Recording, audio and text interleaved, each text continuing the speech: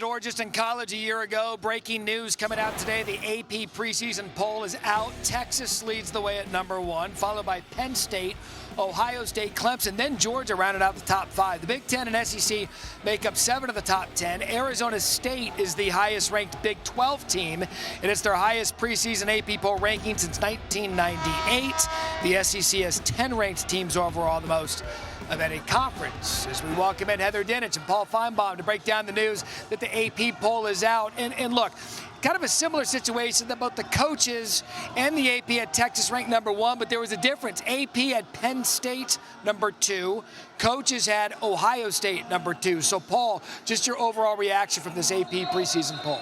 Yeah, all those sweatshirts and placards at the Ohio State bookstore are going down the drain, Matt, because everybody thought this was going to be a 1 versus 2 matchup.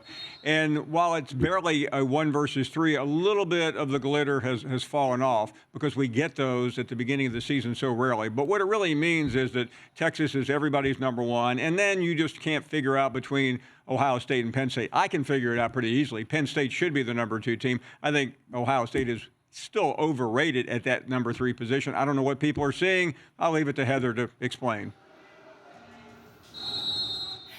Well, Paul made quite the generalization there when he said that Texas is everybody's #1, because this person here has Penn State #1. And look here, the reason is when you look at preseason rankings, you should go with what you know. And when you look at 7 of those top 10 teams, they have new quarterbacks. Penn State does not.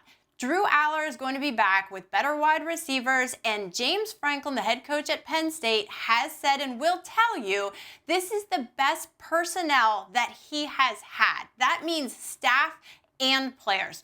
So when you look at the hire of Jim Knowles as defensive coordinator from Ohio State, Andy Kotelnicki coming back as offensive coordinator, and then the NFL talent all over the field with Nicholas Singleton, Katron Allen on offense at running back, and then you've got Zane Durant on defense. I mean, there's no reason for Penn State, at least on paper, not to be the #1 team going into this season. Well, I'll tell you, it sets up like it did a couple of years ago with Michigan. They had the right players coming back. That Ohio State had the right players coming back last year. Those are 2 consecutive national champions. It appears Penn State is right in line for that as we begin the season. But, Heather, both polls had Texas #1, trying to break a 2-year SEC national championship drought. So is Texas the SEC's best chance to win a national championship?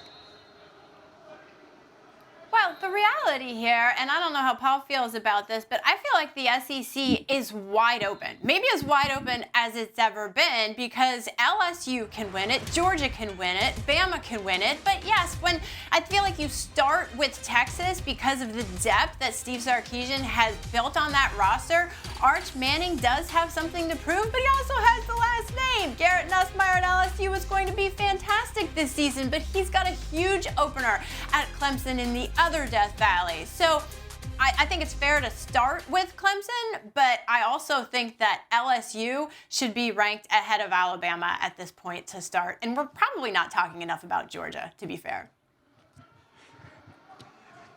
Heather, I don't know what side of the bed you woke up on today, but I mean, you're completely wrong on all of these fronts.